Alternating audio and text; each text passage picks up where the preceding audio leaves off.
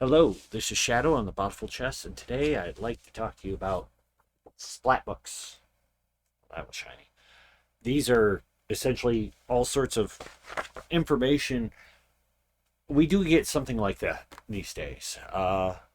Sword Coast Adventures, which has, some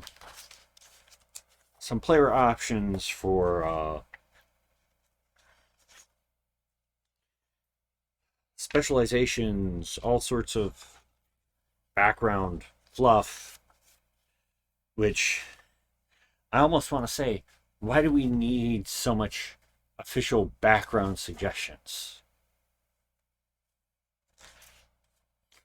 But they put some in here. This also has like gods and locations and groups. This is suggested retail of 40 US, 39.95, and that's like 155 pages. Eberron is 49.95 US and 320 pages, including monsters, race, a new class. This is a better value than this one was. But, well, back in the day of second edition, you had books dedicated to one entire class or one entire race. Paladin, complete book of Paladin is roughly 123 pages. Character sheets is another 2 pages. But this even has, pardon me, this even has like the second edition's version of the Chevalier and notes on Chevaliers and rankings. And this has, beyond the level of background fluff that this has like mentions of historical knights and stuff. And it gives all sorts of additional things you can add into your campaign as ideas of what can the paladin do, because the main book wasn't really grand in specification. The paladin is kind of a class that has a lot of rules to follow. This actually adds in some bonuses to it, like you're a paladin. Well, if you need to talk to a lord or a sage or a member of your church that ranks up pretty high, you're a paladin. You can probably get an audience. Won't necessarily be a good audience, depending. This talks about things like,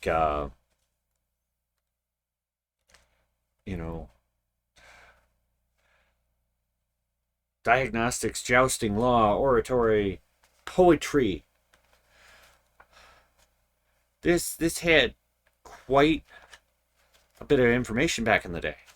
And this one cost, back in the day, $18 US for, or over 120 pages, just over 150, and this is double the price. They could probably make something like this cost like this if it was black and white and a paperback. And then the complete book of dwarves is an example of the race books that is just, because the paladin has kits for paladins, for the paladin class, which is the early version of specializations. I know, going back three games, we get the early version of specializations, which is you picked something that could change quite a bit of your class from the start, the get-go. The books on the specific fantasy races did the same. They had kits for different classes, but specific to, in this case, dwarves. The elves one had specific to elves. They've actually ported 2 of those into 5e with a note that they were intended oh, you can keep these restricted. Well, you don't have to. Well, I guess you could have done that with this too. I mean, you could have been a halfling raised by dwarves. Yeah, this has like all the sub races of dwarves they had at the time, all sorts of. Oh yeah, let's see here. Creation of dwarves, dwarven sub races, your life as a dwarf, character creation, proficiencies, dwarf kits, role playing and personalities, mining, equipment, strongholds, dwarf campaigns. This had a lot of information. I would dare say these books individually each have more information than this. Eberron might be pushing it. This is a thick, chonky boy. This is like one of the best expansion books for the price, or as we used to call them, splat books. But D&D hasn't really done splat books. I've talked to someone that's like, if they just put all the character options into other, compile them into a book for character options, you get players to buy them because, if WotC is complaining, oh, players aren't buying enough books, give them a book of player options. They'll buy it. Now, sometimes it might be one or two in a group of 5 buying the book because you pass the book around the table. Let's be honest. We've all done it. DMs often do it for their group. But, and the other thing that they haven't done for 5e that they still did for 4e was lore books. Because, well, this has like all sorts of cultural, even this has cultural stuff. These have things about the culture of the fantasy race or the class and their place in society and the world. And I mean, is there some lore in these books? Yes. But there used to be chunk books of lore. Back in the day, Gary Gygax, at one point when the company was in trouble, he sat down and he churned out books and they sold. And it feels like we just don't get, once in a while we get some books. We're not getting a lot of books from WotC for this edition. I mean, if I bought half the books I wish I had for 3.5, I would easily double what I have for 5e right now. And it's interesting to think about how at the start of 5e there was something relatively near the start. There was something said about how having lots of lore is apparently gatekeeping, and it's like, well, you're not going to stop that now, especially because anyone that's going to grill someone about 10-year-old lore books is going to do it anyways. But you make those books so those people buy them. It funds the hobby. It funded the hobby when Gary Gygax was in need of money to keep the company going. So, and it's every other game I've played has lore books. I have. Let me.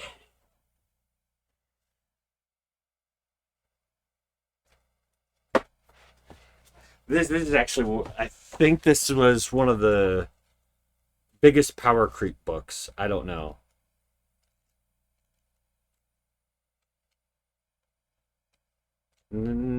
Maybe not this one, but Rifts has lots of these books. This is World Book 9, and it goes much higher than 9.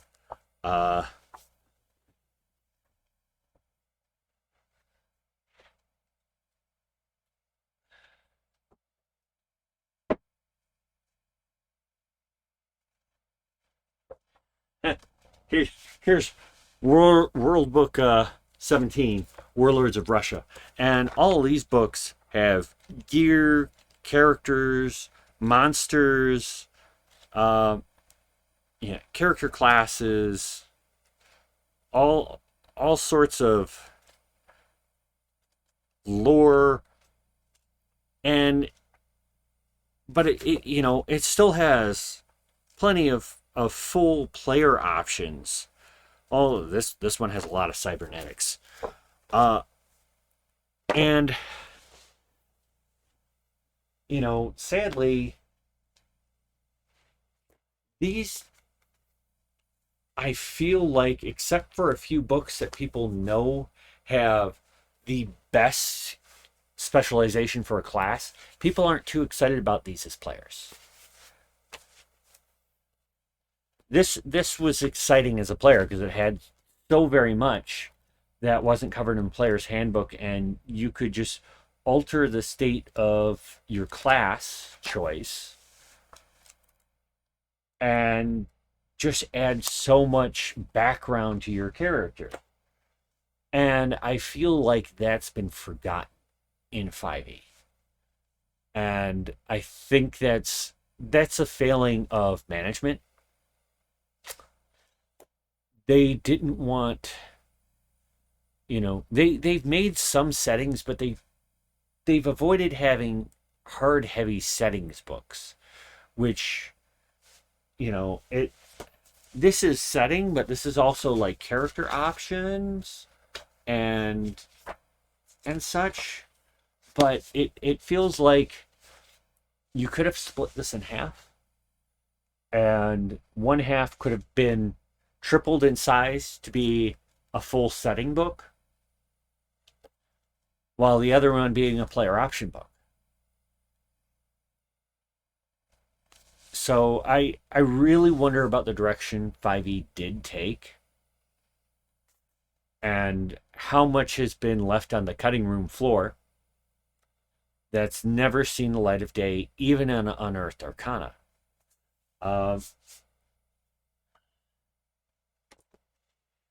You used to have whole setting books. There were, here, I let's see here. This has, nope, that's not. One of these has like a list of, oh, yeah. So you had Mystara, Forgotten Realms, Ravenloft, Dark Sun, Planescape, Dragonlance. These all had a campaign setting book, a campaign expansion book, and adventure and accessory books. As and Forgotten Realms even had like a Middle Eastern setting within it too, that I don't know if that's just been scrapped as well. Yeah, this doesn't have Birthright in here. There's another setting that had its own rules. And why throw this away? Why not make these books? We have, the Strahd campaign and Van Richten's guide. You could have also made a full campaign setting book that gave more ideas of what to do in the Demiplane of Dread. If your characters decide, well, we're all kind of still here in Ravenloft, minus whoever gets out maybe, but we're all still here in Ravenloft after, Curse of Strahd. What do we do now? And you could make a campaign out of extra campaign setting material. But they chose not to make that. And I think it's a loss for players, DMs, and a loss for Wizards of the Coast and Hasbro. In the end, it's been a gain for third party because they're filling this niche. Grim Hollow has made campaign books, player books, monster books, because something like Ravenloft was given a campaign and a book of, I can't help but thinking a lot of what has happened of this under-monetized players that WotC worries about is really their own fault.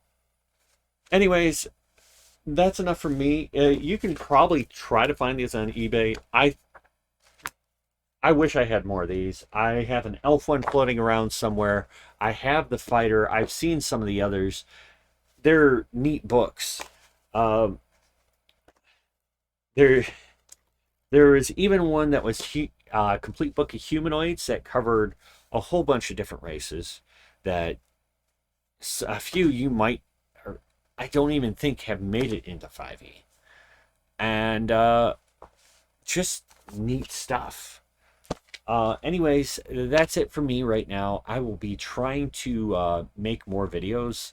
Uh, Hopefully this weekend I'll make a couple and have myself a cushion to make videos once a week.